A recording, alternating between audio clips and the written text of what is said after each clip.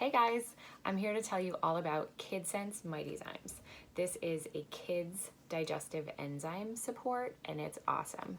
My daughter calls it her gum. It's really a nice little chewable tablet that kids seem to like and is a super powerful thing you can add for your kids. It's a full spectrum essential enzyme blend, 9 essential enzymes, plus nutrients like calcium and folic acid, and folate in the form of folic acid. It also has the Ningxia wolfberries, which is a really powerful antioxidant source, I'm sure you've heard, and peppermint oil. The addition of essential oils into supplements helps to actually engage oxygen in the body to facilitate the action of enzymes. And as you'll see, these things are powerhouses to support so many functions in our body.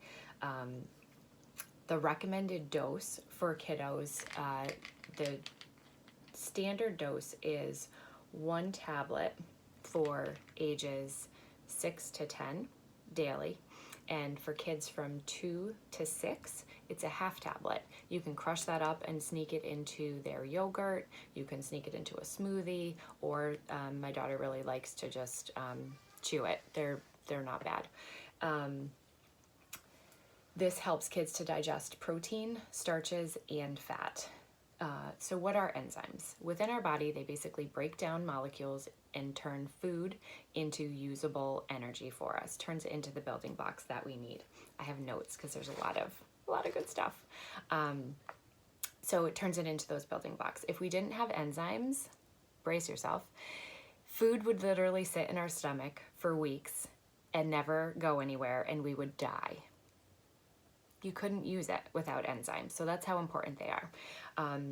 Processing carbohydrates in a laboratory actually takes temperatures of over 120 degrees and above boiling points, and our stomach can do it because of the work of enzymes.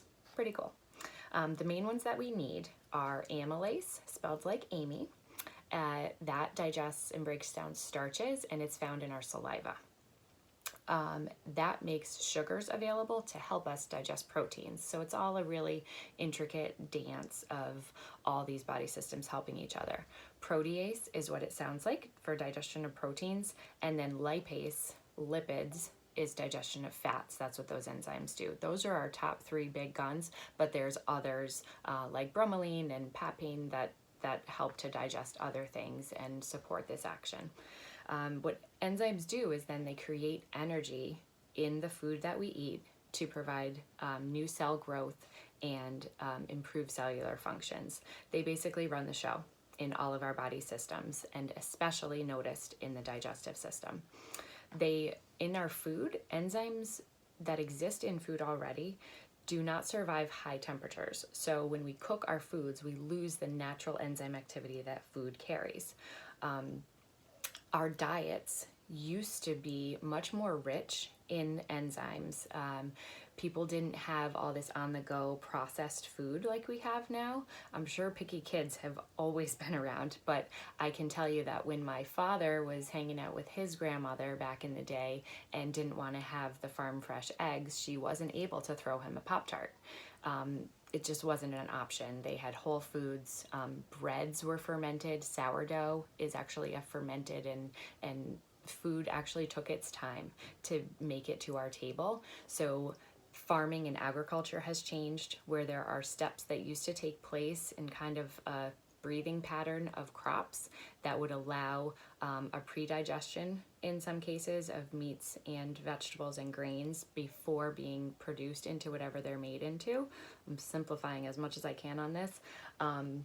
But that is all industrialized now, and we don't get food in its optimal state for us to digest it. So that's why we're seeing it's a contributor towards a lot of food allergies. And how many people a day tell you, oh, my stomach is jacked up, oh, my stomach. I hear that a lot, and a lot of us could probably benefit from enzymes. So we see a lot of over-the-counter options out there too. And the thing is, not everybody takes the same care that I believe Young Living does. They know about the sensitivity of preserving essential oils through distillation, and probiotics are similar. You need to preserve their activity. Not probiotics, enzymes, I'm sorry. Probiotics too, but you learned about that with Mighty Pro. And we just need more support. The soil doesn't have the same minerals.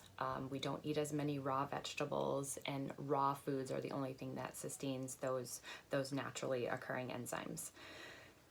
The risk of this in kids is that some things can happen. So number one, that amylase I mentioned is something that infants are not born with. And so the way we were made is that infants get their amylase from breast milk. So if a baby didn't get the opportunity to have breast milk, this is a time to pay attention to needing to supplement their enzymes. And they'll actually need a supplementation to start to deliver that amylase and develop it into their saliva. The other thing is things like obesity and some focus and attention issues with kids can relate directly to a lack of the lipase enzyme that digests fats. So there's a big influence there of the lipase enzyme, and we need it in some cases. So that is hopefully some great information for you. If you know any kiddos who have some of these troubles, sometimes digestive troubles are obvious, and they're the things like bloating, gas, upset stomach, constipation, and sometimes they are subtle in terms of focus, obesity, trouble maintaining a desirable weight, and then, you know, other things can influence the gut health, and it really drives our brain functions and our whole body. Things like activity level, water intake is very, very important, and especially with enzymes, that's what gives them the vehicle to travel throughout the body and encourages them to work. So good filtered water, activity, and then fermentation of other foods is a great thing. Things like real sauerkraut, kimchi, and kefir are great things to add to your diet or your kiddo's diet to support their digestive system, and you're going to see a boost in the health and some things that may have been lacking. I hope you like it. Tell us your experience.